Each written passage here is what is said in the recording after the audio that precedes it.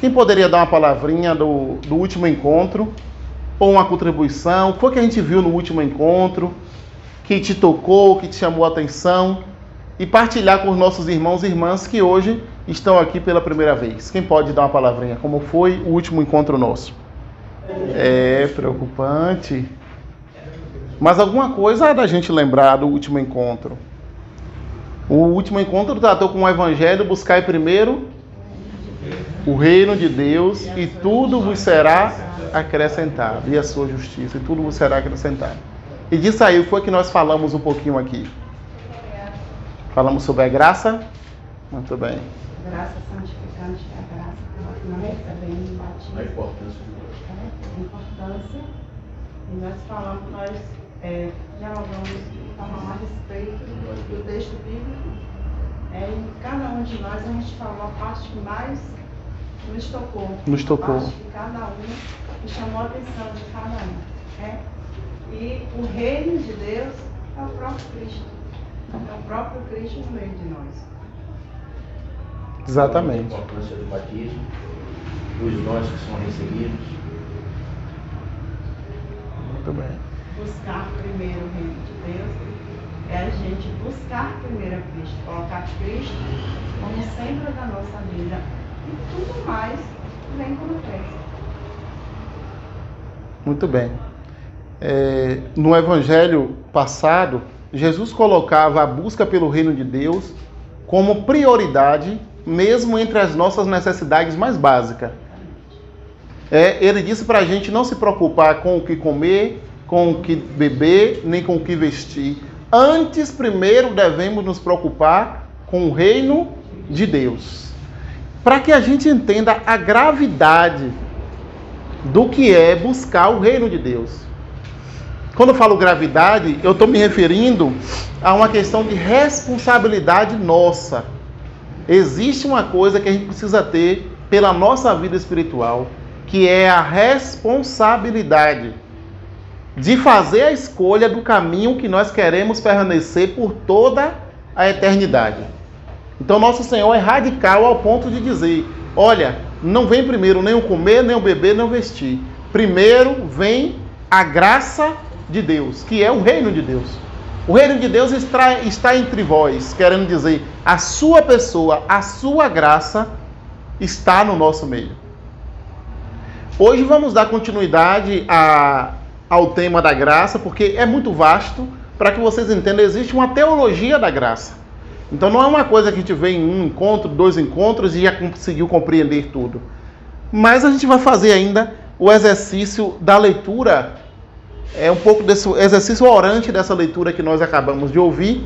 Eu peço a outra pessoa que possa, não precisa fazer mais as proclamações, mas apenas ler mesmo, e a gente silenciosamente acompanhando essa leitura, procurando ver que palavra nos chama mais atenção, que palavra nos toca nesse texto que nós vamos escutar.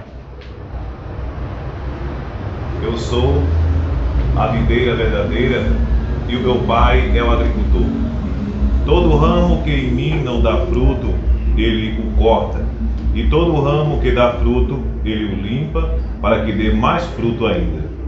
Vós já estáis limpos por causa da palavra que eu vos falei. Permaneceis em mim e eu permaneceis em vós. Como o ramo não pode dar fruto por si mesmo, se não permanecer na videira, assim também vós não podereis dar fruto, se não permanecerdes em mim. Eu sou a videira e vós os ramos. Aquele que permanece em mim e eu nele, esse produz muito fruto, porque sem mim nada podeis fazer.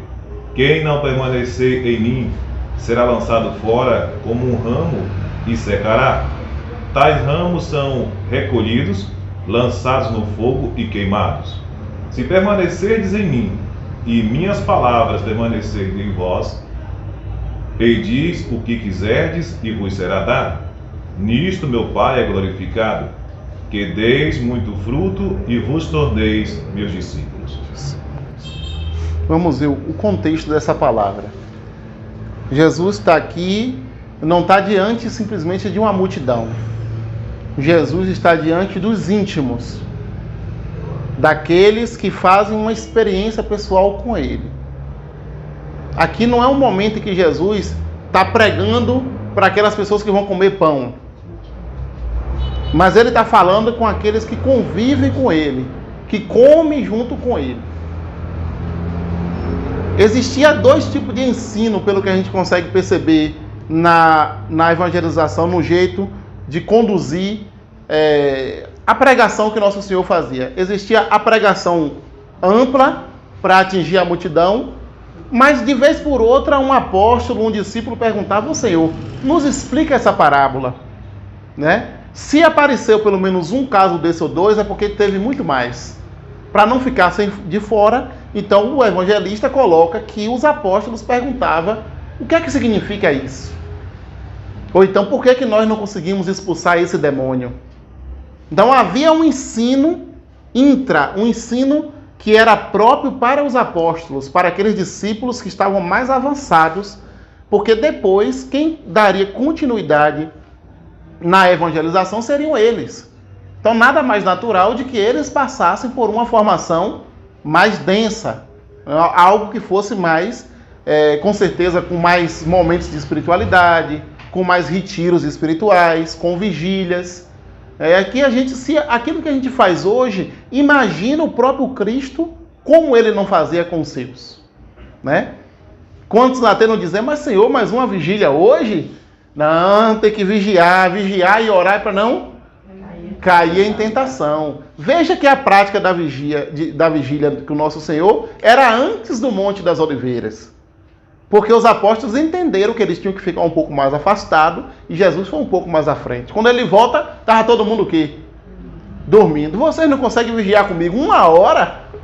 E estão dizendo que é meu discípulo, né? E estão dizendo que querem ser apóstolo. Então, nosso Senhor está falando aqui, veja essa árvore, essa pintura que eu coloquei, esse símbolo, nos fala muito bem.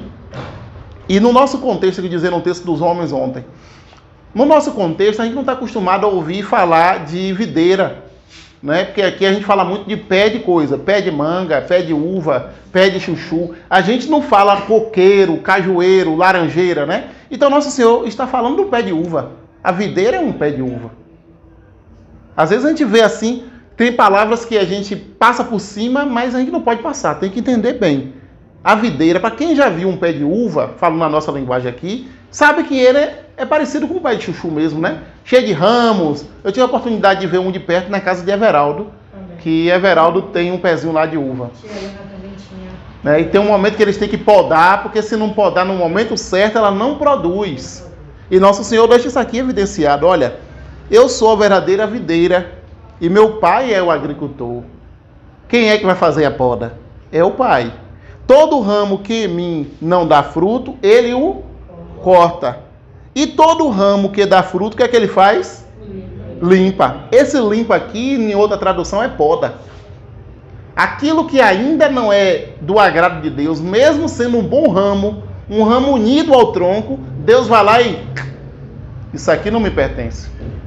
Porque é uma purificação constante a vida cristã. A vida cristã é um ato de constante purificação. Então, já no início do Evangelho, Nosso Senhor diz: olha, quem não dá fruto, quem não está unido a mim, está fora. Não tem duas conversas, não tem em cima do muro com Jesus aqui. Não está muito claro isso? Olha, aqui, ó. Todo ramo que em mim não dá fruto, ele corta. Né? Falando de linguagem humana, não é que o pai vai lá e corta a pessoa da vida da igreja. Não é isso. Mas a própria pessoa, pelas atitudes que vai tomando, ela acaba se desligando, né, da árvore, do corpo de Cristo. Jesus se compara com a videira, mas mais tarde São Paulo vai comparar a igreja como o próprio corpo de Cristo.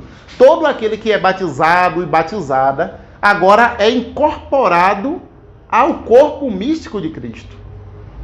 Então todos nós aqui, quando ouvimos as santas palavras do batismo, e a graça santificante desceu sobre nós, nós fomos enxertados no tronco dessa videira. A gente que era de uma videira selvagem, filhos de Adão, antes do batismo, todo mundo antes do batismo é filho de Adão. É uma videira selvagem, não produz boas uvas, não produziu bons frutos, porque é um fruto que vem da recusa de Deus. Mas, a partir do batismo, nós somos agora introduzidos no tronco que é o próprio Cristo Jesus. A igreja é o corpo místico de Cristo. Nós todos aqui somos membros de Cristo, incorporados lá no batismo. E quem possibilita isso? O sinal que aparece é a água. Mas não é a água propriamente que nos faz isso. O sinal do sacramento é a água. Mas quem nos incorpora ao corpo místico de Cristo é a graça batismal, que também em outros momentos os teólogos chamam de graça santificante. É essa graça que nos incorpora a Cristo. Agora, somos nós também ramos, galhos, membros do tronco que é Jesus e do corpo que é Jesus Cristo. Aí continua o Evangelho, nosso Senhor dizendo: vós já estáis limpos por causa do quê? Da palavra. Né? Então a palavra tem uma ação purificadora na vida daquele que faz um encontro pessoal com a palavra de Deus. Daí é que vem a palavra conversão. Quando a palavra toca naquele que ouve a palavra, naquele que se encontra com Jesus Cristo, palavra, ele sente seu coração arder. Lembra dos discípulos de Emaús? Eles iam caminhando, daqui a pouco Nosso Senhor se aproxima e começa a fazer então um resumo da história da salvação. O que Jesus faz é isso.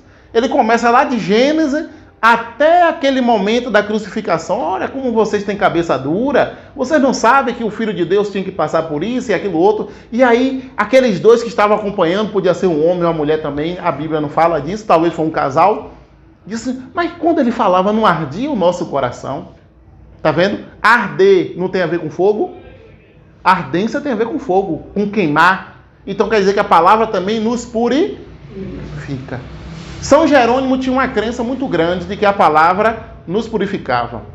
E ele incentivava que os seus discípulos, podemos dizer assim, lessem ininterruptamente a palavra de Deus.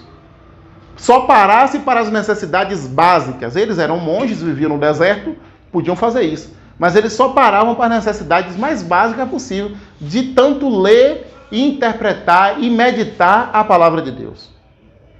Meus irmãos, na última reunião eu dizia, toda a teologia da igreja, todo o ensinamento da igreja nasce desse momento aqui, de ler, meditar e se deixar queimar e arder pela palavra de Deus. Foi isso que fizeram os padres, os chamados padres da igreja.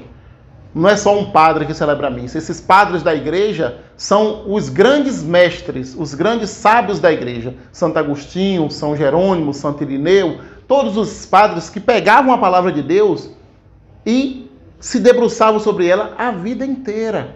Orígenes, que não foi canonizado, mas Orígenes, para que você tenha ideia, Orígenes, ele lia tanto a palavra de Deus que quando ele começou a escrever, ele escreveu 6.000 livros sobre a palavra de Deus, dos quais muitos se perderam, a gente não tem, mas o relato diz que ele escreveu 6.000 livros.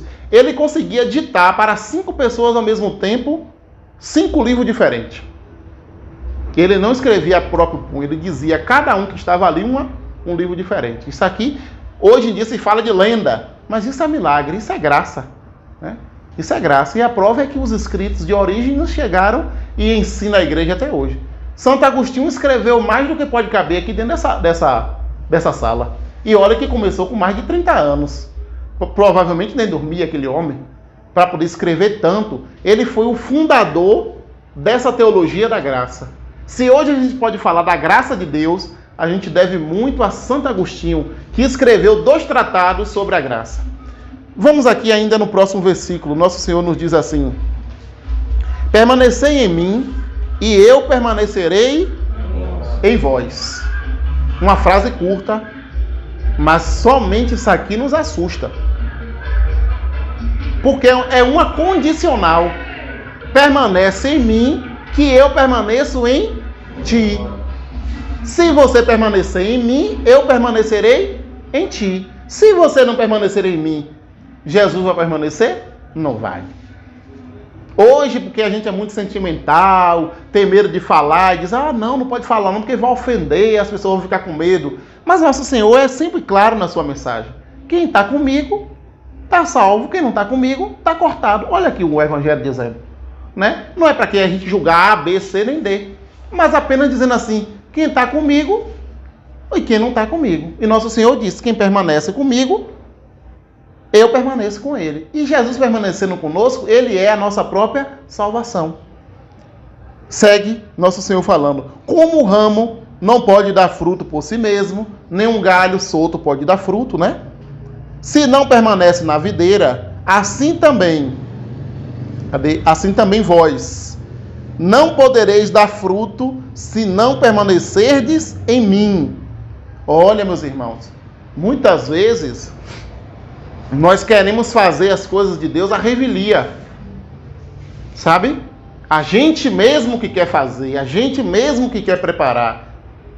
Muitas vezes a gente não rezou para poder pensar se é aquilo que Deus quer para a nossa vida mesmo, se é aquele passo, aquela vocação que Ele me deu, se é aquela profissão que eu devo seguir. Tudo da vida do cristão, ele deve ser colocado diante da luz da palavra de Deus. E nós parece que perdemos isso. E isso deu um vazio muito grande na vida cristã. Quando o cristão abandonou a consulta ao Espírito Santo, né? O se colocar na presença de Deus e dizer, Senhor, que seja feita na minha vida a tua vontade. Jesus evidencia isso quando ensina o Pai Nosso. Seja feita a vossa vontade, assim na terra como é feita onde? No céu. Então ele diz, olha, quer ser feliz? Tem que ser de acordo à minha vontade. É uma pena que a gente só vai descobrir isso quando os cabelos já estão embranquecendo, né? Feliz de quem ainda está novo e começa a entender bem isso, né? Começa a entender bem isso cedo. Eu queria ter entendido isso mais cedo. De que não podemos fazer escolha à revelia, mas é Deus que nos conduz. E ele está dizendo aqui, ó. Também vós não podereis dar fruto se não permanecerdes em mim. Eu sou a verdadeira, eu sou a videira e vós sois os ramos. Aquele que permanece em mim e eu nele, esse produz muito fruto. Você está vendo que não está frutos?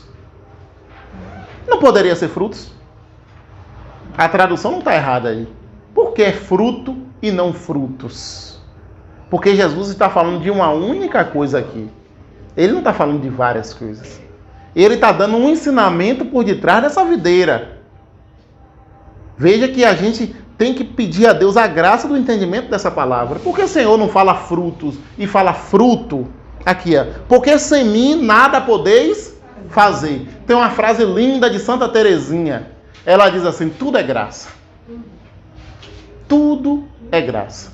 A gente acha lindo e ao mesmo tempo tem que meditar profundamente para não cair em erros, até mesmo doutrinal, ao dizer assim, tudo é graça. Realmente tudo é graça. Viver não é uma graça. Respirar não é uma graça, não é um dom. Tudo é dado de graça. Mas só que na igreja existe graças e graça. É isso que a gente precisa entender. Existem graças e graça. A graça, assim como na outra vez eu dizia, existem pessoas e existe a pessoa. Entendeu?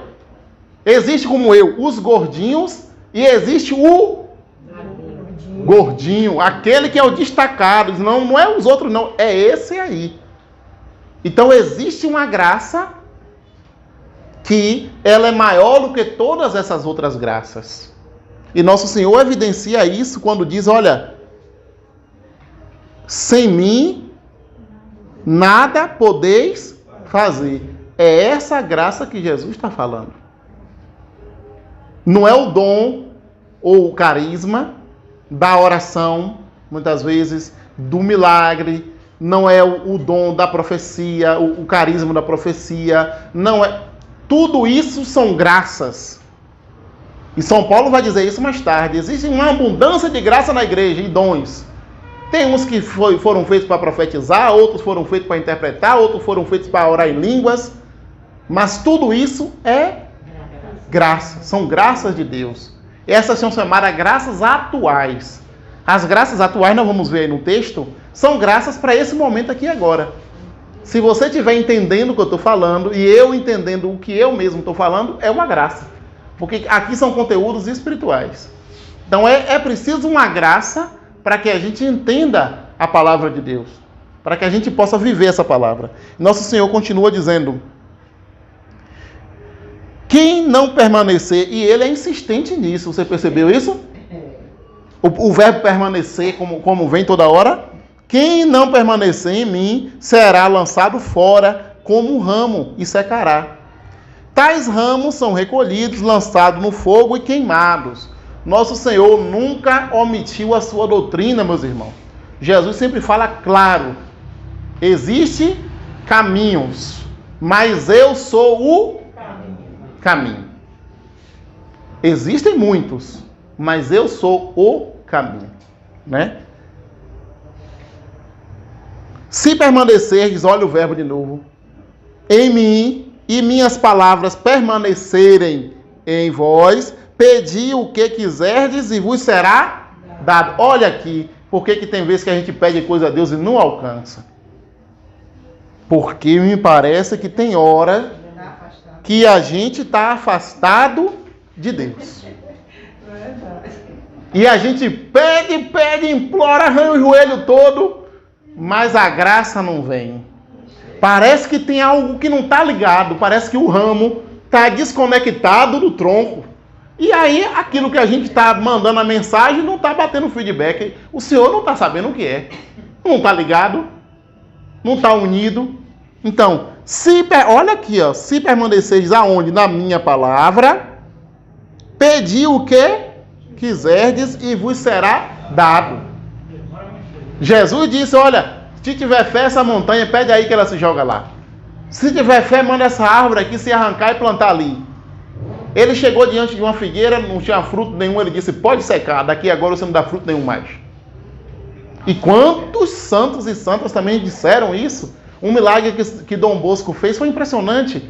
Quando chegou um tipo de peste lá na região, e ele tinha um bocado de jovens com ele na casa, ele disse, olha, aquele que permanecer na graça de Deus e não cometer um só pecado mortal, pode vir trabalhar comigo, ajudar os doentes, que ninguém vai pegar essa doença.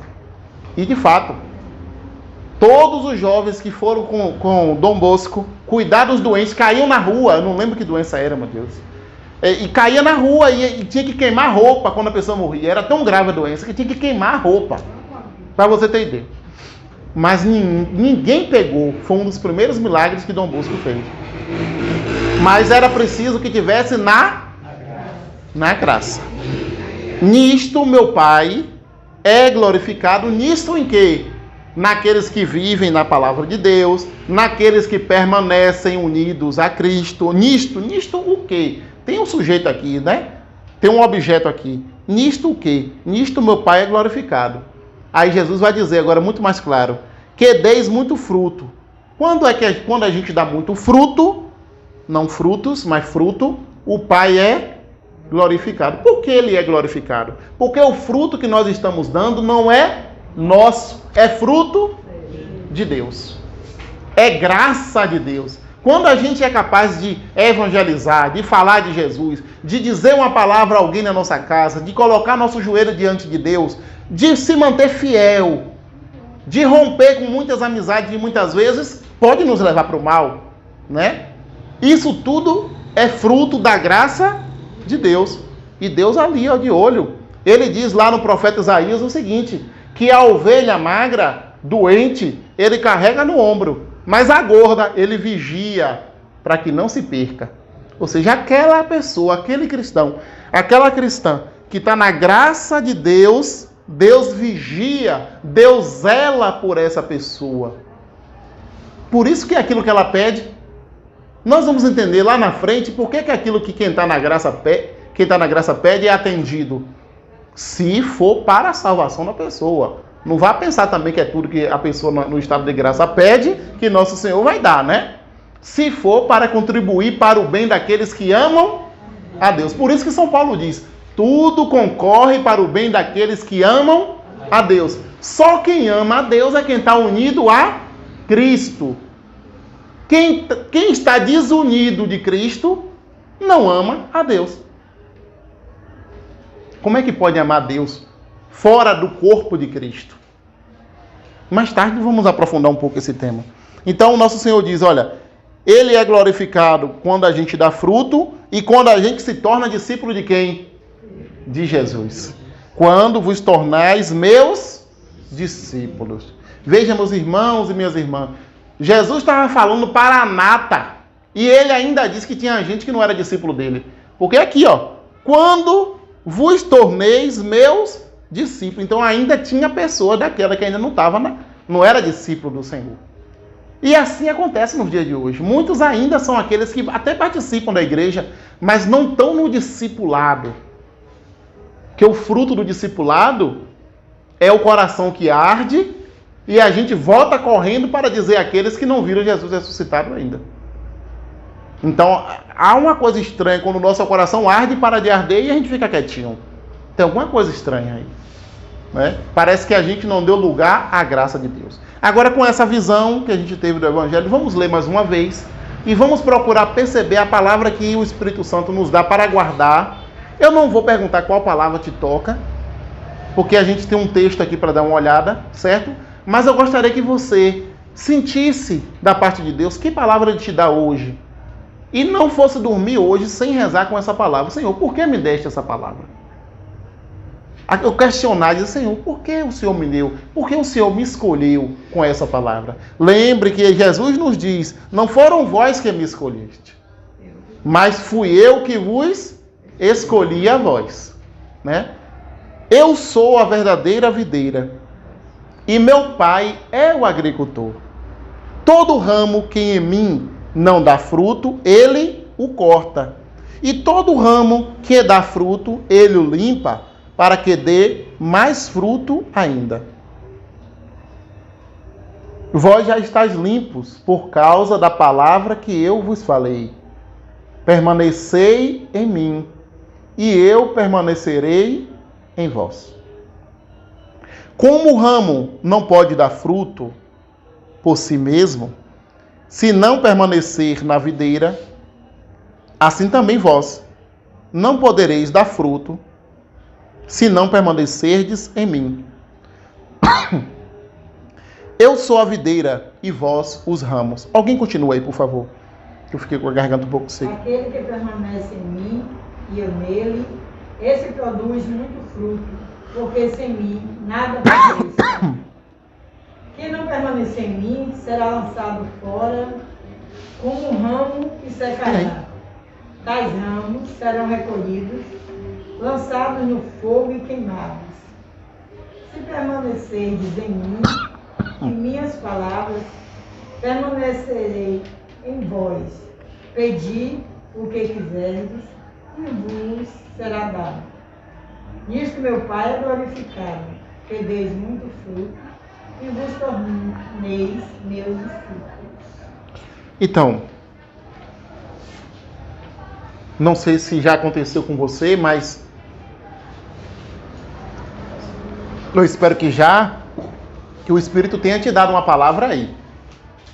Né? Apenas acene que sim ou que não, se ele já te deu uma palavra.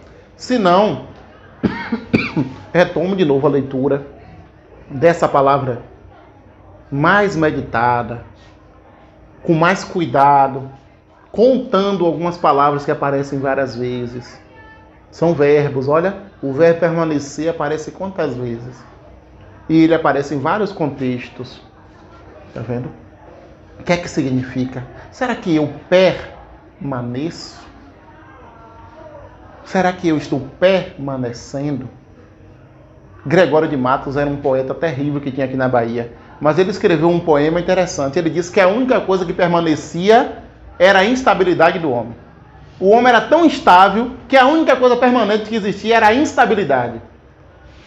Nós não podemos ser instáveis. Veja, nosso Senhor está chamando para que a gente seja permanente, firme, como rocha, raiz profunda, aprofundada na palavra de Deus. Não é para a gente oscilar. É para a gente permanecer. Permanecer. E como é difícil, meus irmãos, permanecer nos dias de hoje. A gente sai daqui e daqui a pouco já não lembra mais nada. A gente pega um celular, daqui a pouco já esqueceu daquilo que o Espírito colocou na nossa vida. Só tem algo, como Gal já disse aqui, que nos faz permanecer. Somente pela graça de Deus. É por isso que Santo Afonso de Ligório diz que nós precisamos rezar, rezar e rezar. Ele é o doutor da oração. Para pedir perseverança a Deus. Olha o que ele manda a gente pedir. Peça perseverança. Perseverança no quê? Na sua graça. Na sua graça. A gente permanecer nela. Permanecer na graça de Deus. É essa o ponto-chave da nossa meditação no dia de hoje. Né? O que significa isso? O que significa permanecer? E aí, a palavra que Deus te deu, pode não ser essa, a permanência, mas reze com essa. Com a que Deus lhe deu. E nós vamos meditar um pouquinho com essa questão da permanência. Vamos ver aqui no texto, no ponto 1. Olha, gente, vocês que estão vindo assim pela primeira vez, num grupo aqui do Auxílio dos Cristãos, que a gente também chama de Escola de Maria, precisa entender, aqui o negócio é um pouco árduo. Aqui a gente tem que pedir a graça a Deus de querer aprender, não é comigo não, mas é com a própria igreja que nos ensina. E para isso a gente tem pesquisas, a gente tem leituras, a gente tem trabalhos de grupo, entendeu? Porque é um processo formativo, é um processo orante, mas também é uma formação. Não quero assustar ninguém, só quero dizer assim, você quer de verdade permanecer, quer avançar no entendimento do que é a doutrina, a igreja está aberta para isso. Mas é preciso ter permanência. É preciso ter um método. É preciso ter um princípio, um meio e um fim. Não dá para ser aleatório. Cada dia uma coisa, cada dia uma coisa. Por exemplo, curiosidades. Eu queria saber mais sobre a história da igreja. Tudo isso tem contexto. Eu queria saber mais sobre a questão dos mandamentos. Tudo isso tem contexto. Existem coisas que antecedem a tudo isso. Aristóteles chamava do princípio do princípio. Ele não era cristão, mas ele sabia que existiam princípios que eram sem princípio. Aqueles que estão na base de todas as coisas. Que se a gente não entender aquilo... Lembra quando Jesus fala do homem que constrói uma casa sobre a areia? Pois é, todo cristão que constrói uma fé em cima de um entendimento da palavra raso, o entendimento do ensinamento da igreja mais raso ainda, essa casa vai, olha... Então vamos ver no ponto 1, a graça. Eu vou falar depois das graças, mas agora vamos entrar nesse processo aqui da graça. A graça é um dom de Deus, nós já sabemos disso. Também é entendida como favor, eu não estou lendo, estou explicando. Como favor.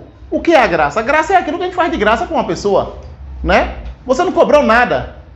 Você foi lá e fez. Você deu de graça. Vamos analisar aí assim. A gente está falando da graça. É a graça que vem de Deus.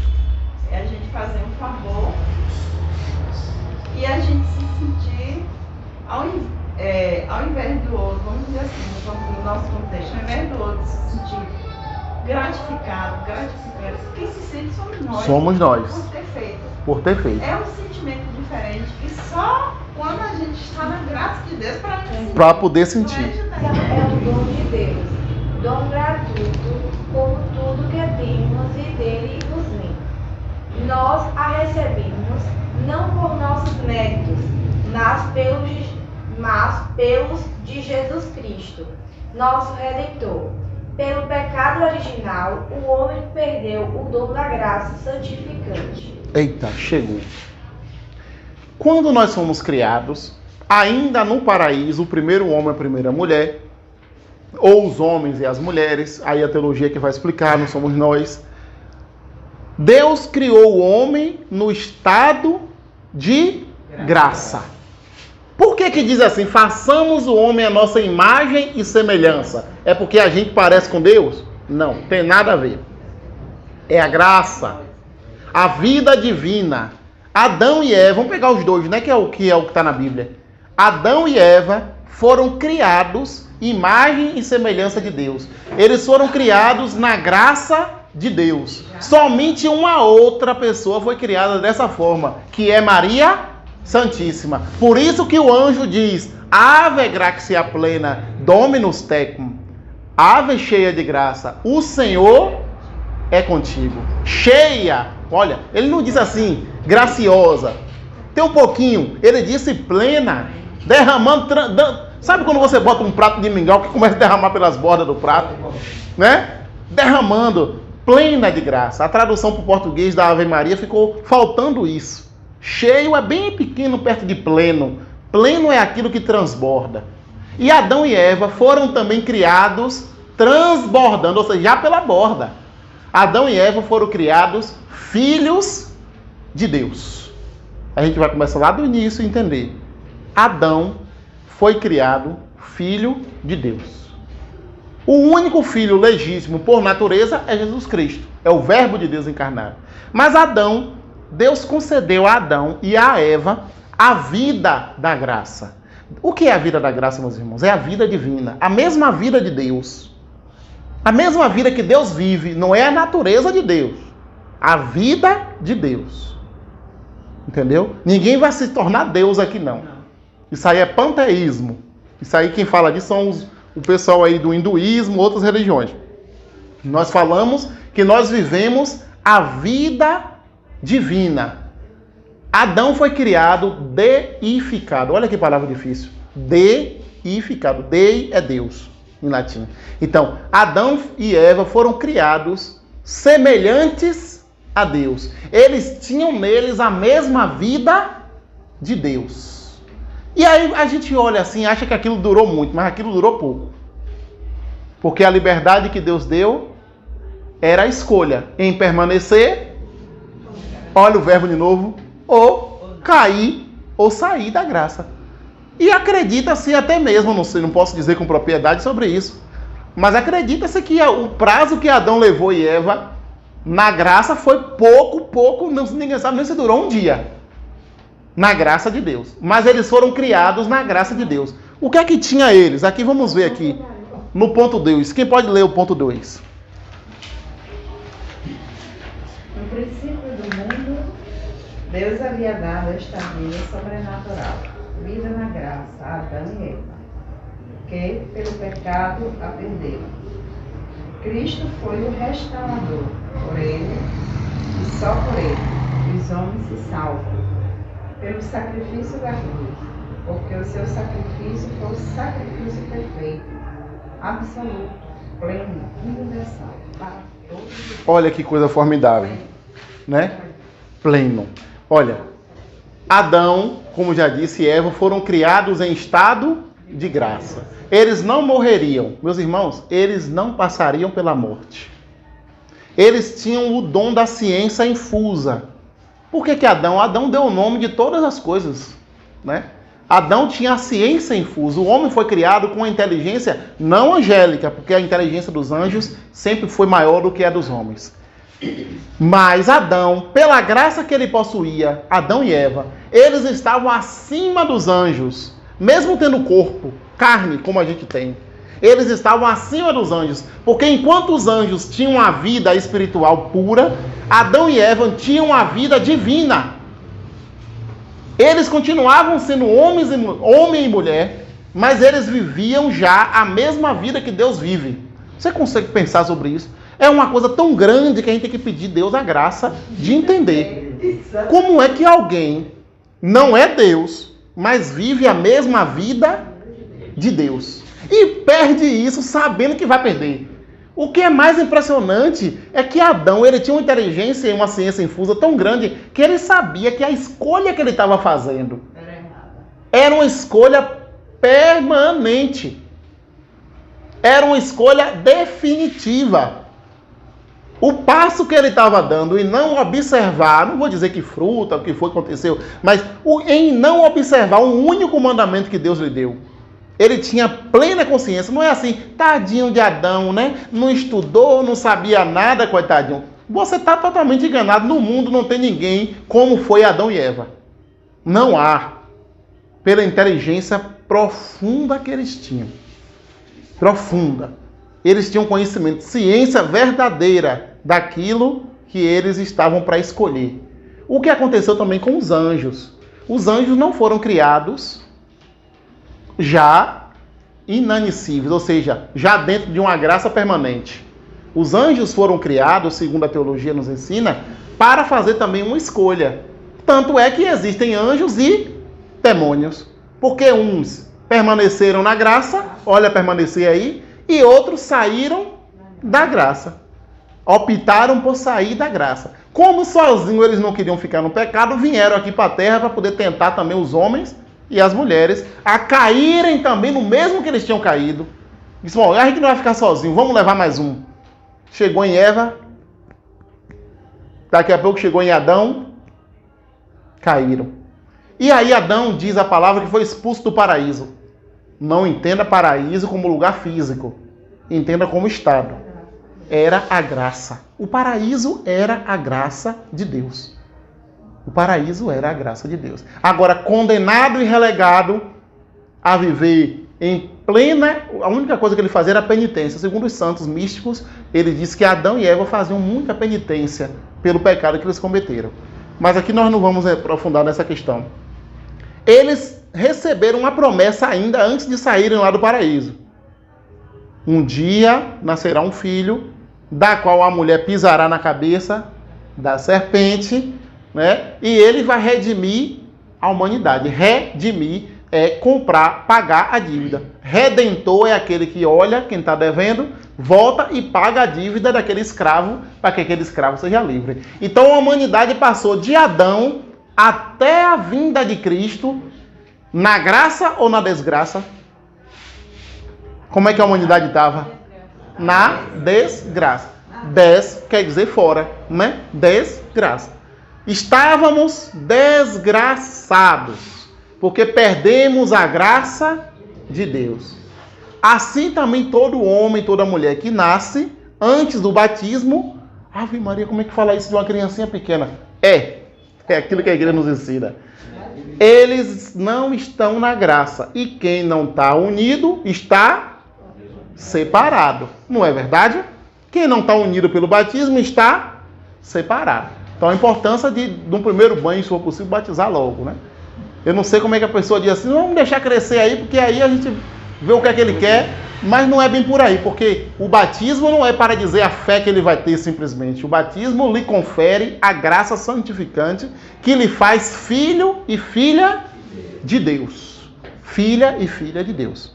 Vamos ver o próximo ponto. A gente entendeu então que só tinha uma forma dos homens voltarem à graça. Qual foi a forma? A vinda de Cristo. Olha o que é a graça. Fez o céu se mover. Jesus só se encarnou para devolver o que para nós? Então põe a graça agora no centro da tua vida, entenda isso, e não tira mais. Quem é que moveu o céu e a terra? O amor de Deus, a misericórdia de Deus, a graça de Deus. Deus nasce homem para nos fazer divinos, para nos devolver a graça de Deus, ou seja, a vida em abundância. Eu vim para que todos tenham vida e a tenham em abundância. Exatamente. Essa redenção acontece na cruz. A Padre Marco fala muito bem sobre isso. Ele diz que Jesus começou a salvar já no seu nascimento e o ápice da salvação foi a cruz. Eu acho bonito, porque Jesus foi redimindo a infância, redimindo a juventude, a adolescência, redimindo a idade adulta, até redimir e salvar da morte. Foi um processo de salvação. Jesus não veio fazer um salvar aqui agora. Jesus foi salvando.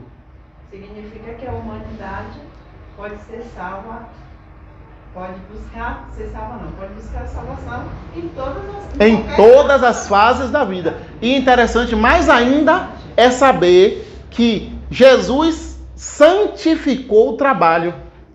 Ele não trabalhou? Então, ele disse ali, na graça você também pode trabalhar. Jesus santificou a família, porque ele pertencia a uma família. Todo por onde Jesus passava, ele foi salvando e santificando, até chegar ao ponto mais alto da árvore da vida, que é a cruz, onde ele se derrama totalmente e rasga a cortina do templo de baixo, de cima até embaixo, e abre novamente o que para os homens e as mulheres?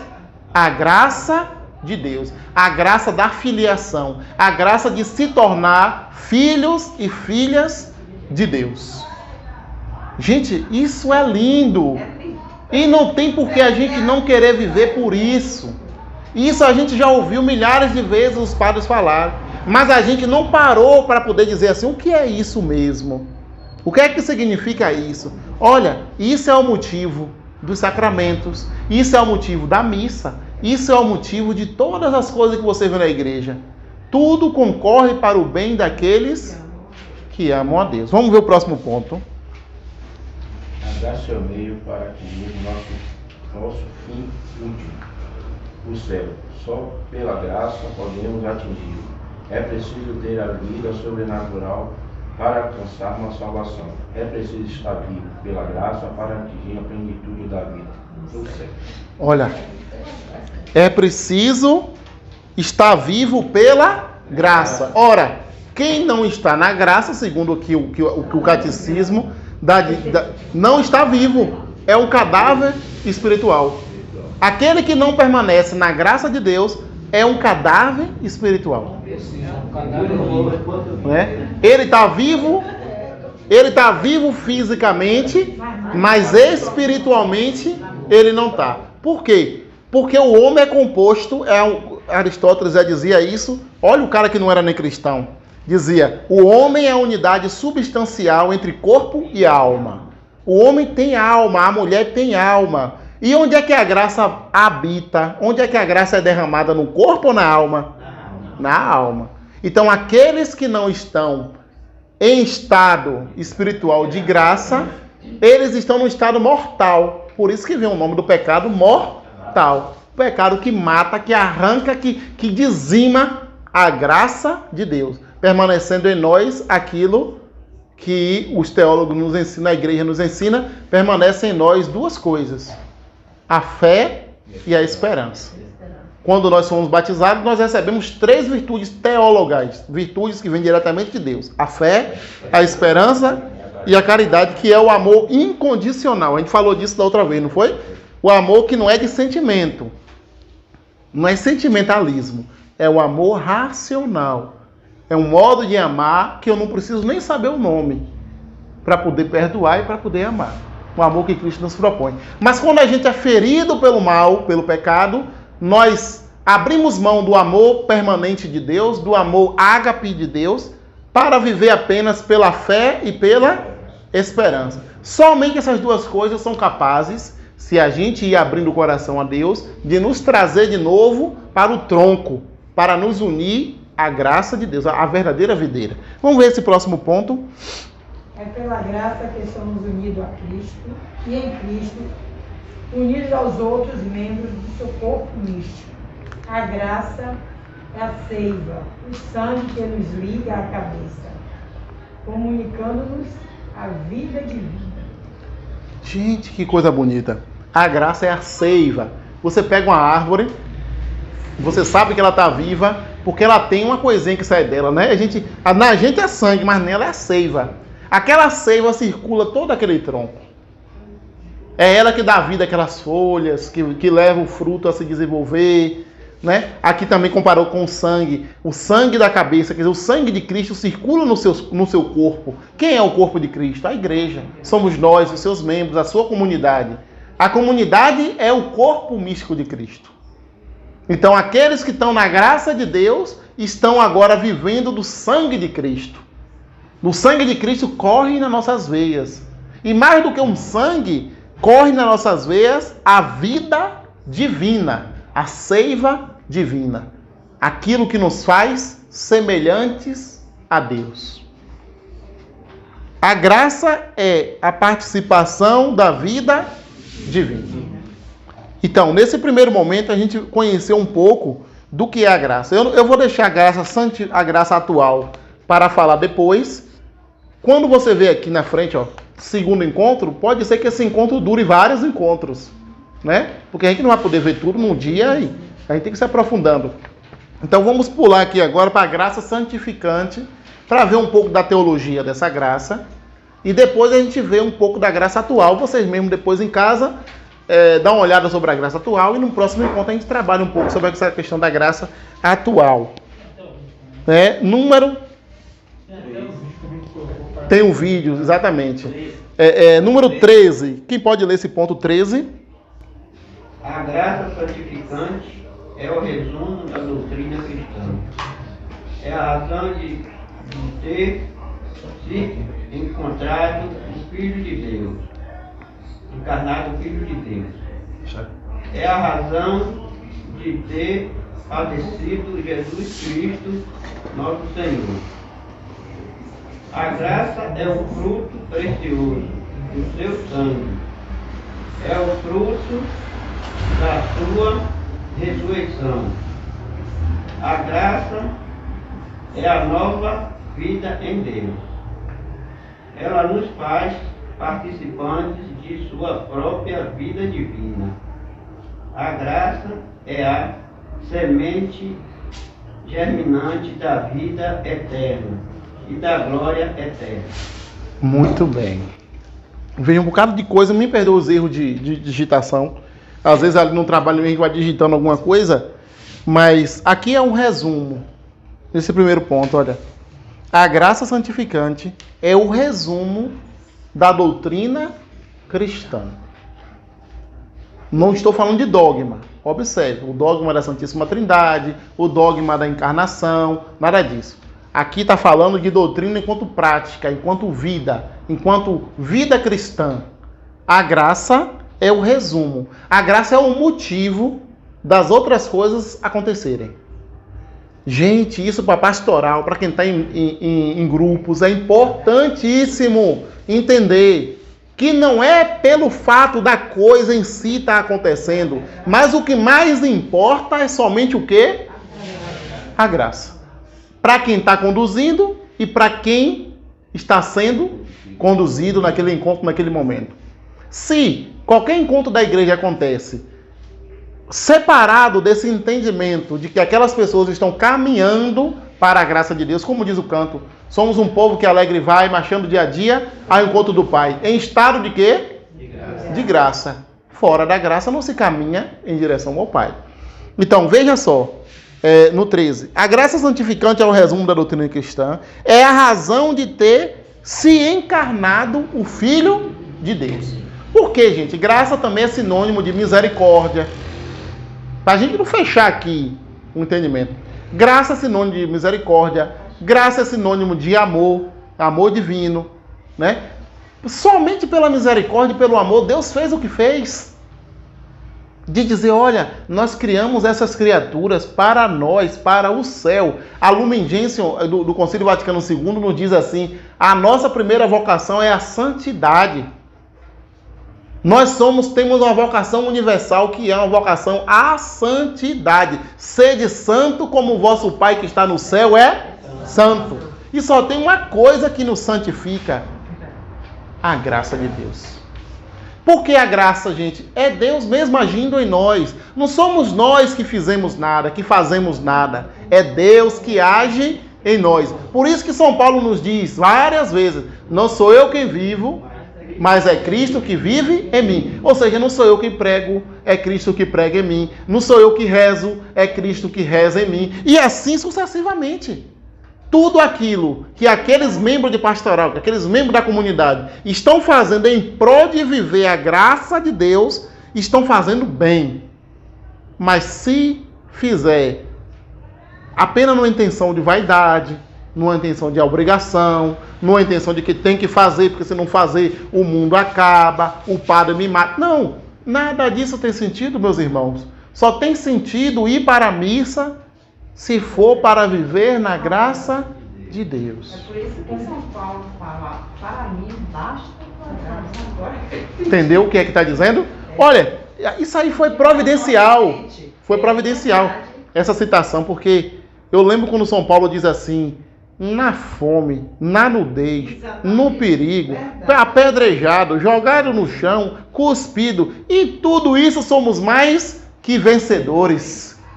Não. Quem me separará do amor de Cristo? A espada, a fome, nada me separará do amor de Cristo. Que amor é que São Paulo está dizendo, meus irmãos? É a graça de Deus. A ti, Paulo, que estava com espinho na carne, basta a minha graça. Que espinho era esse? Só quando a gente chegar no céu eu vou perguntar a São Paulo. Né?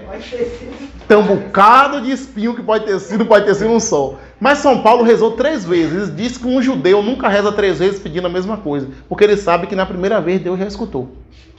O judeu só reza uma vez. E São Paulo rezou 3 vezes pedindo a mesma coisa. Me livra desse espinho. Jesus lhe diz: a ti, Paulo, basta a minha graça. Olha Jesus novamente dizendo: não importa a dor que tu está sentindo, não importa o medo que tu tem, não importa a perseguição que tu está passando, a ti basta estar na minha graça.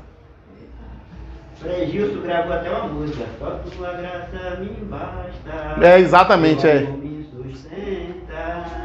É verdade, bem lembrado essa música, bem lembrado. Essa música é linda. Não posso dar graça de Deus. Olha, veja só, você sabe qual é o único mal do mundo? O único mal do mundo, meus irmãos, é estar fora da graça de Deus. Eu não vou nem falar do pecado, porque é muito mesquinho a gente falar de pecado. Perto da supremacia da graça, para que a gente dizer que o maior mal do mundo é o pecado? Não, o maior mal do mundo é a desgraça. E é por conta dela que nós somos batizados, que nós somos crismados, que nós recebemos primeira comunhão, que nós casamos, que nós adoramos, que nós vigiamos, que nós estamos a serviço, que nós visitamos. Tudo isso somente pela graça. Não importa se perseguido, se humilhado, se caluniado, se desprezado. Se estivermos na graça, tudo isso é passageiro. Tudo isso vai passar.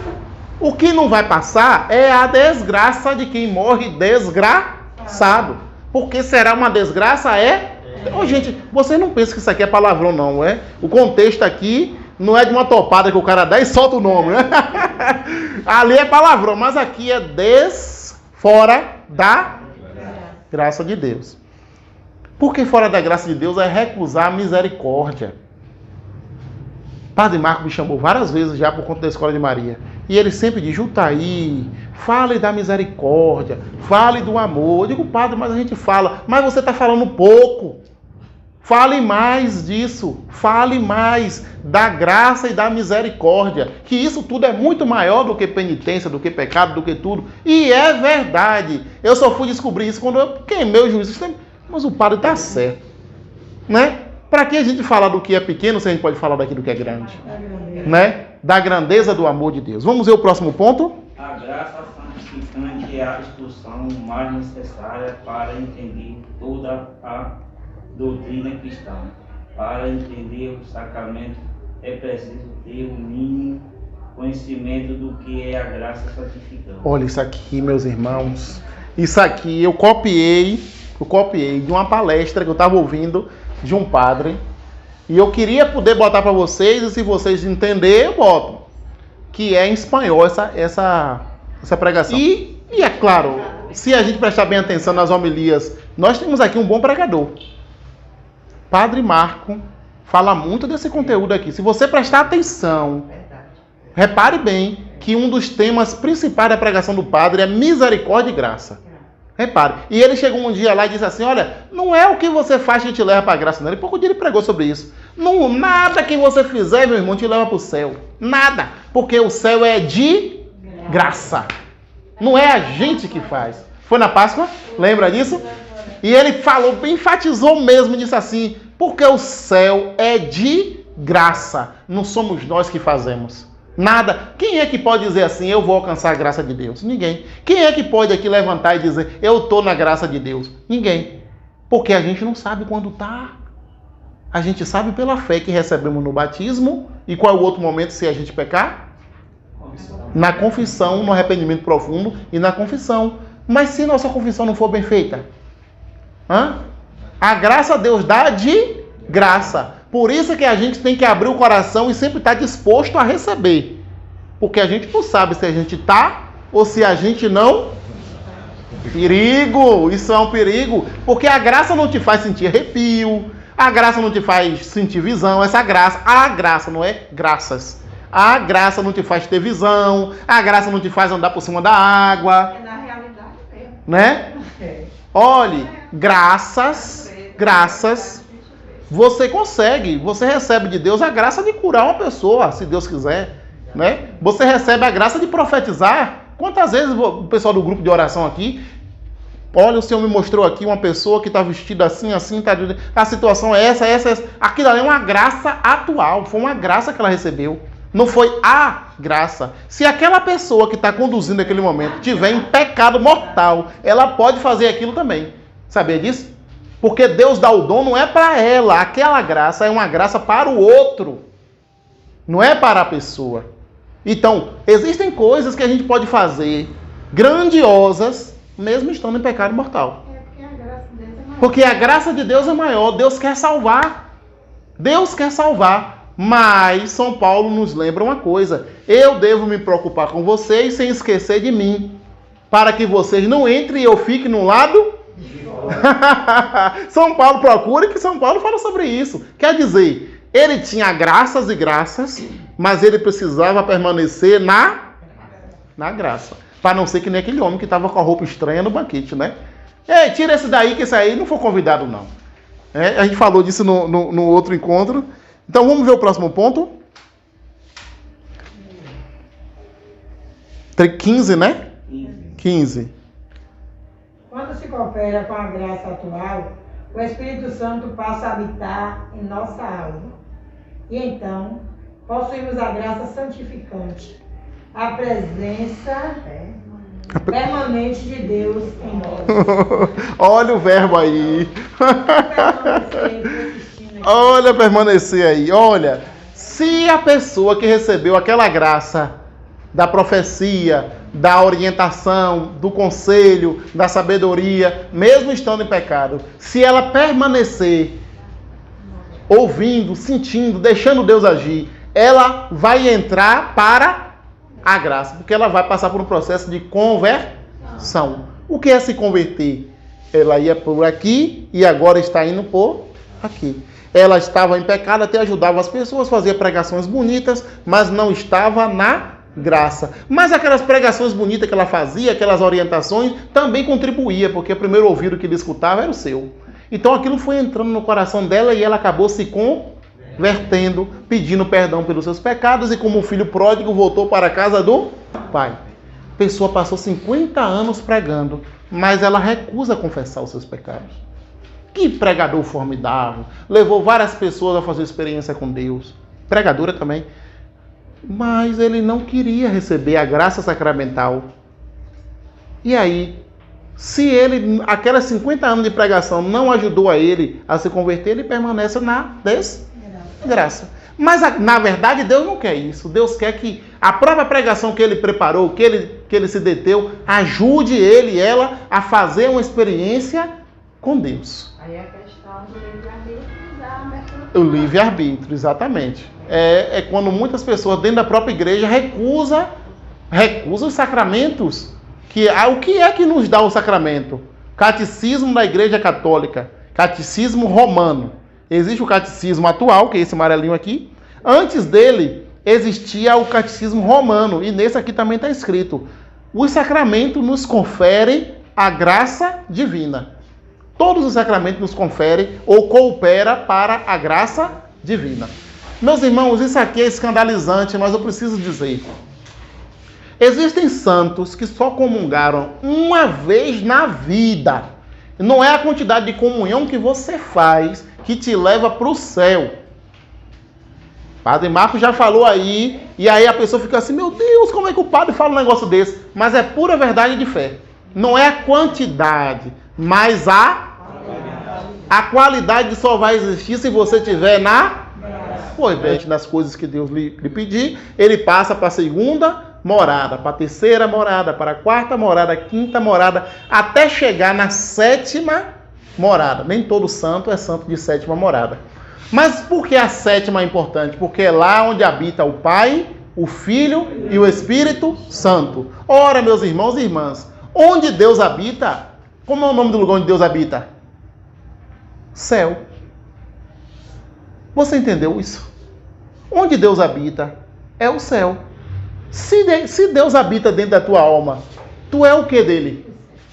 Nós somos o céu de Deus. Nós somos o jardim de Deus. Lembra que Deus, lá no Antigo Testamento, no Gênesis, ia visitar o homem à tardezinha? Olha, aquela visita, misticamente, significa aqui dentro, depois da vinda de Cristo. Na alma, no mais profundo da nossa alma, Deus habita. E onde Deus habita, habita o céu. O Padre Léo tem uma pregação que fala a respeito disso aí. É interessante mesmo. Agora, você tem que estudar, tem que ler, tem que ouvir, para você compreender. Porque... Você já pensou? Porque não tem como Deus habitar num lugar que não seja o céu. Quer dizer que aquele que está na graça de Deus, aquele que permanece na misericórdia de Deus, ele é propriamente o céu de Deus. Você sabe o que é? Não é só templo, meus irmãos, não é só templo de Deus, é ser o céu de Deus, a morada do Altíssimo, ser habitado por Deus.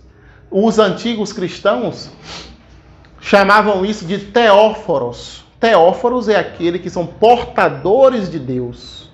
Cristóforos são aqueles que são portadores de Cristo. Tá vendo? Nós cristãos, depois do batismo, né, batizados, claro, só é cristão a partir disso aí, somos agora portadores do céu, portadores de Deus. Como a Santíssima Virgem Maria carregou Jesus no seu ventre e ela não carregava só o Verbo, ela também carregava o Pai e o Espírito. Tanto é a prova de que quando ela chegou na casa de Isabel, Isabel ficou repleta do Espírito Santo de Deus. E aí, meus irmãos, nós também somos templos, morada, sacrário, ostensório da graça de Deus, da presença real da Santíssima Trindade. O que é que nos faz, então, a comunhão? Alimenta essa vida. A comunhão alimenta essa vida da inabitação da graça, da vida divina em nós. Existe uma graça criada, só vou antecipar, não vou explicar. A graça criada é essa que a gente recebe no batismo. E existe uma graça que é chamada graça incriada, que é a vida de Deus, a Santíssima Trindade habitando no mais profundo do nosso ser. A vida cristã é complexa, mas ao mesmo tempo também é bonita, né? A nossa vida cristã é uma vida bonita. E muitos santos escreveram, e tem até um tratado do padre, o teólogo Padre Royo Marim, já morreu, um grande teólogo. Ele escreveu um livrinho chamado Teologia da Perfeição Cristã. É quando a pessoa vai passando pelas fases espirituais, pelas 7 moradas, até atingir a morada de Deus e habitar com Ele mesmo. Então, o homem e a mulher não é chamado agora a viver fora. Vem cá, o que é que você tem fora para poder viver? Se Deus está dentro de ti, o que é que tu procura fora? Tarde te amei, tarde te amei. Ó, beleza, eu que te procurava fora, na verdade tu estava dentro de mim. As coisas aqui fora me seguravam para eu não entrar dentro de mim mesmo. Aquele e aquela que é habitado por Deus, que está na graça de Deus, tem uma vida chamada vida interior. Um diálogo que não cessa. Você já reparou que tem hora que começa uma conversa com Deus dentro de você e você não sabe como foi que aquilo começou? A prova, um dos sinais mais profundos da graça de Deus é isso. É quando um diálogo acontece dentro de você e você não provocou. Começa uma conversa. O padre Garrigou Lagrange é também um teólogo, ele fala dessa vida. Existe uma vida interior dentro de nós. Um diálogo interior com a Santíssima Trindade que habita dentro de nós. Com quem você quer conversar aqui fora? Se o teu amado, o teu rei, o Todo-Poderoso habita dentro de ti. Só tem sentido eu conversar com alguém aqui fora se for para trazer essas pessoas para dentro e para junto de quem? De Deus. Para fazer com que essas pessoas tenham a mesma experiência que eu estou tendo. Isso aí é um grau de santidade muito grande. Isso quem tinha era uma irmã Dulce, por exemplo, que andava no meio dos pobres, que andava no meio do povo pedindo caridade, mas dentro dela habitava o Pai, o Filho e o Espírito Santo. Extremamente silenciosa. Quanto mais se é santo, mais se torna silencioso externamente. É aquela pessoa contemplativa. Lembra do Evangelho que diz, e Maria guardava onde as coisas? Como é que guarda as coisas no coração? Em silêncio, em segredo. Né? Juntai o tesouro onde atrás o ladrão não pode. Ah, pois é. Onde é esse tesouro? Lá na 7ª morada. Lá junto da Santíssima Trindade. Vamos ver um próximo ponto? Ou vocês acham que a gente deve abrir uma discussão em cima disso aqui? O que é que vocês acham? Querem falar alguma coisa sobre isso? O que é que vocês me dizem aí? Para dar uma... Não, em relação ao Stolpen, quando o Stolpen fala sobre a questão de viver o céu aqui, né? E há uns 6 anos atrás, quando eu ouvi essa palavra, aquilo me trouxe um nome, me entendeu algum disse, como que isso é? E foi até em outro lugar, no evento. Aí o cara falou, mas a gente pode viver o céu aqui na terra? Como é que no inferno isso aqui, sabe que um dia vai ver o céu que como? Aí não vai ver. Aí chegava o padre Marcos e disse, não, o céu não é um lugar, é um estado. Aí para mim me completava, né? Como isso aqui vai foi uma confusão de mim, inclusive começar com ele. Como aí para poder chegar ao entendimento disso, mas foi um tumulto. Para depois a gente começar a assimilar as coisas, a gente compreender. Quer dizer, esse momento que a gente está tendo traz essa assimilação, a gente começa a ter essa compreensão. Mas no início, você chega assim, como eu vou ver o céu aqui? Porque a gente tinha ideia de céu, né, naquele lugar lá em cima, que a gente tá lá, ia subir, chegar lá e viver naquele estado que estava ali. Mas antes foi uma confusão terrível. E ainda nesse contexto em relação ao pecado, eu estava viajando um dia desse aí, e eu ouvi uma pregação, um padre fazendo uma pregação. No início eu achei meio cômico, né? A forma como ele expressou o contexto em relação a assim, olha, a gente estava com uma dívida impagável. Não tinha como pagar. Aí tinha um banqueiro muito poderoso que tinha a fortuna do mundo todo. E foi o que ele fez, mandou um cartão de crédito. E aí, né, vai chegar todo mundo com esse cartão de crédito, agora nós estamos aí, vamos quitar nossa dívida. Aí depois que eu completar para poder fazer a prova, quando botou o cartão lá no buraco, cadê esse cartão? Nada de posso acessar, aí caiu a conexão. E aí depois de 3 dias, aí conectou, a dívida estava paga. Mas foi uma coisa assim, tão cômica naquele momento, que você vai falar tudo que se passou nesse sentido, né? E a gente vai trazer a compreensão, né? Se não é por Cristo, Cristo realmente vem, né, através desse instrumento para poder realmente quitar essa pendência. Não tinha como a gente parar. E só ouvir de lá. Mas foi uma coisa assim, no momento que inicialmente se escuta, isso não é. Que colocação maluca é essa, né? Mas de certa forma, quando você vai para o pormenor, dentro da explanação, para o entendimento de quem realmente não está vivendo uma coisa mais profunda, como traz alguns contextos, a gente começa a ter um entendimento mais claro do que se trata da realidade que está querendo trazer para a gente, né? A dívida que o homem tinha com Deus, só Deus podia pagar. Era tão grande a dívida que Adão contraiu com Deus, que só um Deus podia pagar. A prova é que ele se fez homem para pagar essa dívida, para quitar e dizer, olha, não está devendo mais nada. O sequestrador, que é o demônio, que é a figura do faraó também. O faraó é figura do demônio. Não ficou com ninguém, porque Jesus passou e abriu as portas das cadeias, tudo. Só fica lá dentro quem quer, porque o inferno não tem chave. É interessante que o inferno não tem chave. A pessoa que escolhe estar no estado oposto à graça de Deus, ela não é obrigada. Nada lhe segura. Não tem uma chave que o demônio pegou uma alma e botou lá dentro daquilo. Você não sai mais daqui, quem manda aqui sou eu. Não. Não há chave naquelas cadeias. Santo, meu Deus, o nome dele foi celebrado no dia 4 dos Padres, São João Maria Vianney. Fala que o demônio é um carcereiro que não tem chave. Porque não há chave no inferno.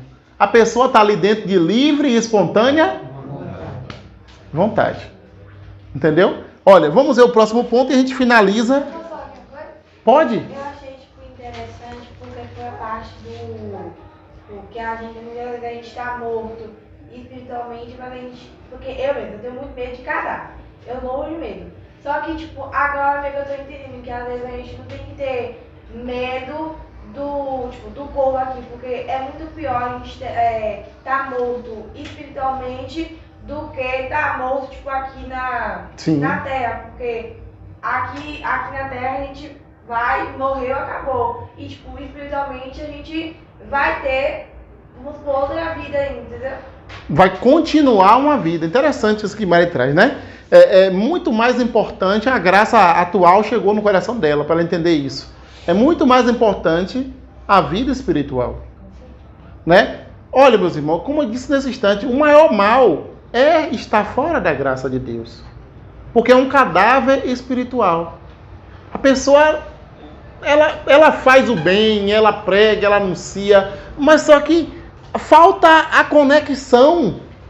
Falta a conexão. O cartão não gera nada porque não tá plugado, não tá locado. Entendeu? Faltou cortar o cabo. Onde é que está essa ligação aí? A graça, quem é que faz um enlace? Por isso que é o sacramento da reconciliar. Reconciliar é tornar o laço firme. Tem tudo a ver essa visão de Maria, que ainda bem que ela perdeu esse medo. Não é o cadáver aqui que faz medo pra gente, mas é o cadáver espiritual. Aqueles que estão na graça, eles não precisam de muito esforço para poder evangelizar. São Pedro, depois que recebeu a vida no Espírito, que recebeu o dom do Espírito Santo, ele numa só pregação converteu quantas pessoas? Foi ele? Não foi Pedro o teimoso, não foi Pedro o medroso. Foi a graça de Deus. A graça de Deus.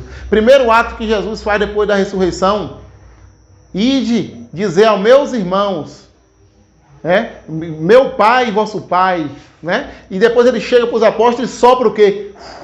Recebei o Espírito.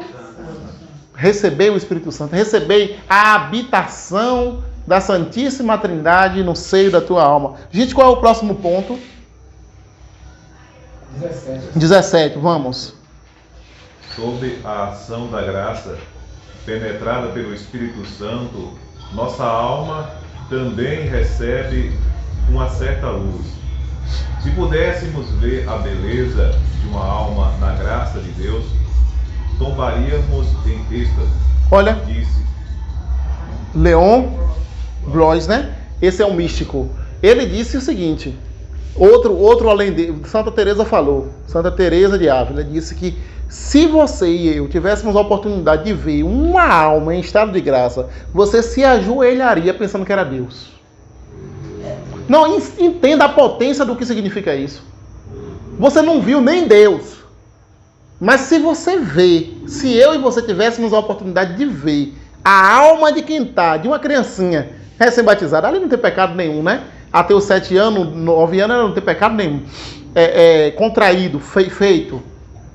A gente viria e dizer assim: será que eu estou vendo Deus?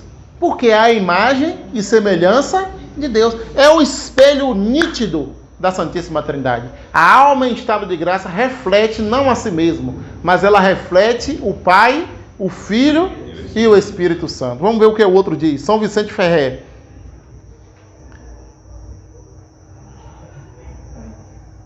Pode ir. Se pudéssemos perceber uma alma sem pecado, esqueceríamos completamente de comer e beber. Agora é o contrário.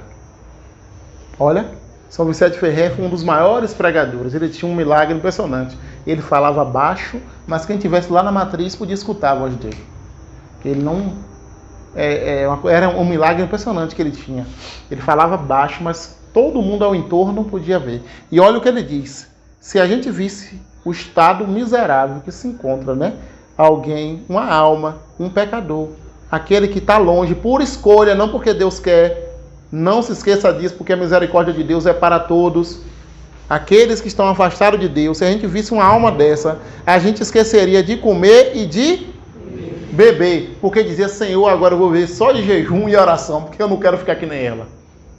A gravidade do que está desligado do tronco da videira, está com o ramo cortado. Veja a gravidade. Veja o próximo santo, Santa Margarida de Paz. Eu acho que era de Pisa, mas o outro ficou ocupado. Se soubesse como Deus nos ama, quando temos a graça santificante, morreríamos de alegria. Olha a tradição dos santos dizendo para nós. Por que Deus atende quando o sacerdote celebra a missa e ele diz por Cristo, com Cristo e em Cristo? Porque quando ele olha, ele não vê o homem, ele vê Cristo. Porque o padre está em persona Christi, na pessoa de Cristo. Na pessoa de Cristo. Aquele que está no estado de graça, o Pai quando olha não vê Gal, vê Cristo. Porque já não é Gal que vive, é Cristo que vive. Ou qualquer um de nós. É dessa forma. Por que ele ouve a nossa oração? Porque ele olha, quem é que está falando? Ai, meu filho, eu vou conceder o que ele quer. Porque ele olha e vê o espelho claríssimo, ele vê o rosto do filho dele no mais profundo do nosso ser. Porque nós somos nós que vivemos, que a vida da nossa alma é Cristo. A vida da alma, já dizia o beato, oh meu Deus, o nome dele, esqueci, mas ele fala assim, a vida da alma é Cristo. Dom Columba Marmion. Dom Columba Marmion. Ele diz que a alma, ele escreveu até um livro, Cristo, a vida da alma. Uma lição fabulosa. Já estamos terminando, porque olha, esse momento de formação só dá para a gente fazer em 2 horas mesmo. Porque se for 1 hora só, não dá para a gente ter esse, viu? Vocês quando vierem, venham preparados para esse período aí. Vamos ver, a gente só vai encerrar esses pontos e o restante a gente vê no próximo encontro. Em estado de graça santificante, somos considerados amigos de Deus. Somos o novo homem, de que falam pela graça santificante. Não. De que falam em João 3, 5 e Timóteo, o Tessalonicenses, melhor dizendo, Tessalonicenses 3, 4, 7. Lição para que a gente possa pegar em casa com cuidado essa leitura, né? Pegar com cuidado e dizer assim, vamos ver o que essa leitura está dizendo. Às vezes a gente está lendo um livro espiritual, uma obra, tem lá uma citação, e a gente não tem coragem nem de abrir a Bíblia para poder ver o que é que está dizendo mesmo, né? Quantas vezes a citação não está nem correta? E você vai lá e corrige no lado do livro ali, o autor escreveu errado. Então, é bom você pegar depois com cuidado e ver. Vamos ver o número 19. Pela graça santificante, o Espírito Santo nos une a Deus, tornando-nos igrejas vivas. Somos então templos do Espírito Santo. No Pai Nosso dizemos, Pai Nosso que estás no céu, mas sobre a terra o céu é a alma do justo, onde Deus habita. Olha que coisa linda. Na terra, a alma que está em estado de graça é o céu de Deus. Meus irmãos, que coisa linda. Isso aqui é lindo demais, né? Uma coisa assim, um homem assim, que viveu num estado de pecado tão grande como Santo Agostinho e que passou pela conversão dele, levou 30 anos aprontando, que não era brincadeira, morou junto com a menina, morou junto com a mulher durante 15 anos, viu, Santo Agostinho? Morou junto, não foi? 15 anos com a pessoa, teve um filho. Santo Agostinho teve um filho, depois Deus levou o filho. Mas Santo Agostinho se converteu de uma forma tão profunda. Olha o que ele escreve, né? A alma, sobre a terra, o céu é a alma do justo. O justo é o justificado. É aquele que recebeu a paga de Deus, aquele em quem Deus habita. Número 20. Enfim, o Espírito Santo é a vida da alma. Vida em plenitude, o que significa beleza, paz e alegria. Viver em estado de graça é já na terra possuir o céu. Assim como a graça é a vida da alma, o pecado é a sua morte. Porque o salário do pecado é a morte, enquanto o dom de Deus é a vida eterna em Jesus Cristo, nosso Senhor. Romanos 6. Olha que coisa fabulosa, né? A gente vê, meus irmãos e irmãs, que buscar a graça de Deus é ressignificar toda a sua vida. É como se você recebesse com Bartimeu nova vistas. Nada mais pode contar se não passar pela graça. Não importa mais nada para a gente, a não ser buscar viver e levar aqueles a quem nós amamos para essa graça. Sem imposição, sem moralismo, sem... É a graça, meus irmãos, que motiva... Veja só, meus irmãos, se a gente soubesse disso quando era criança, quantas escolhas erradas a gente teria evitado? Quantos pecados a gente deixaria de ter feito? Quantos namoros tortos a gente não teria feito? Se a gente entendesse o que era viver na graça de Deus, a gente entenderia o quando a renovação carismática ou a moral católica, antes dela, pede para que o namoro seja casto. Ah, que nada, ninguém aguenta isso. Você sabe onde é que está a raiz disso? Na graça de Deus. Quando o diretor espiritual, a orientação de um grupo diz assim, confissão no mínimo a cada 2 ou 3 meses. Ah, eu não vou, não gosto. Qual é a raiz disso? Voltar para a graça de Deus. Quando a Diocese de Amargosa nos diz santificar o domingo, dia do Senhor. Qual é o motivo da santificação do domingo? Permanecer na graça de Deus ou entrar nessa graça se a gente estava fora. Ressignifique agora seu trabalho pastoral. Tudo é ressignificado a partir da graça. O modo de ver as pessoas, o modo de se relacionar com as pessoas, o modo de olhar para as pessoas. Agora, é preciso que a gente abra o nosso coração e peça essa graça, dizer, Senhor, que eu veja pelos teus olhos. No domingo, no nosso momento passado, eu dava o exemplo da música do Padre Zezinho, quando a criança lhe pergunta o que era preciso fazer para amar a Deus, não foi? Amar como Jesus amou, pensar como Jesus pensou, viver como Jesus viveu, o que Jesus sentia, sorrir como Jesus sorria. O que é que Padre Zezinho está falando, meus irmãos e irmãs? É preciso estar onde? Olha que ensinamento sutil daquele homem. Que homem sábio. O homem pegou uma música e aquilo que a gente está tentando fazer aqui em 2 horas, ele botou numa música e disse: quer ser feliz? Enxergue como Jesus, fale como Jesus, sorria como Jesus, viva como Jesus. Ou seja, permaneça na graça de Cristo ou volte para ela. Porque uma vez caídos, nós temos um tribunal da justiça divina, ou seja, da misericórdia. O tribunal da justiça divina é o único lugar onde depois que você confessa, você é absolvido. Já viu isso? Nos outros tribunal, o tribunal dos homens, se o cara confessar, tome martelo, está preso 30 anos. O tribunal de Cristo é o contrário.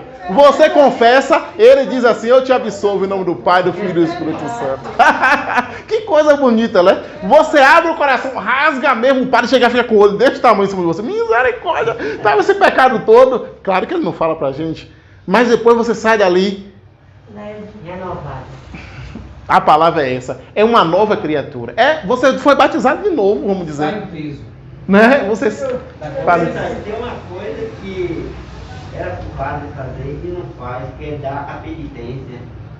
E a gente confessa, ele te absolve, em nome do Pai e do Filho. Antigamente os padres davam a penitência, você vai rezar tantas Ave Maria, tanto Pai Nosso, fazer caridade, jejum, entendeu? Isso deve ser colocado, né? Alguns padres ainda aconselham que a gente faça. Por quê? A penitência. Penitência vem de pena. Então, todo pecado gera uma pena. Vamos abrir esse nossa formação com o principal tema, porque tudo gira em torno dele. Né? Para que a gente entenda os sacramentos, para que a gente entenda os 10 mandamentos, para que a gente entenda boa parte daquilo que está nos evangelhos, a gente precisa ter primeiro esse mínimo entendimento do que é a graça de Deus. Meus irmãos, o que eu falei para vocês aqui é palha perto do que é a graça de Deus. Santo Tomás de Aquino, depois que ele escreveu a grande obra da Suma Teológica, ele disse assim, e Deus mostrou para ele o céu, né? Ele teve um êxtase e viu os céus. Ele ia queimar tudo. Se o pessoal não toma na mão dele, nem isso a gente tinha. Por que vai queimar? Porque o que eu escrevi é palha, perto do que eu vi. Então, o que a gente ouviu aqui, meramente de um simples mortal, de um pecador, é palha, perto do que é a graça de Deus. Meus irmãos, a graça de Deus é a vida de Deus. Um dia, um instante na graça de Deus vale mais do que a criação de todo o universo. Santo Tomás de Aquino. Aí no final do livro, para a gente finalizar mesmo, senão eu falo muito, temos as citações do catecismo, tá vendo? Se vocês não têm um catecismo em casa, pode entrar na internet, dar uma olhadinha, né? Dar uma rezada com essas citações. A citação do catecismo é fria, mas se você acalentar pela palavra de Deus e com o sentimento de que você está querendo entender, você vai compreender o que está lá. Eu boto essas citações aqui, olha como é o nosso processo. Nosso processo é palavra de Deus, tradição e magistério. Nossa formação sempre se dá em 3 tripés, que é a igreja. A palavra de Deus foi quando a gente começou aqui, tá vendo? A tradição, você viu aqui as palavras dos santos, Santo Agostinho, São José, a tradição da igreja, aquilo que os apóstolos passaram. E aqui, por final, o catecismo da igreja, que é o Santo Magistério. Esse texto está embasado nesses 3 tripés. É onde, ali, como você está vendo ali a câmera, está bem apoiado. Palavra, tradição e magistério da igreja. Para que a gente possa viver de verdade uma experiência de formação que vá direto no nosso coração e de acordo com aquilo que a Santa Igreja manda.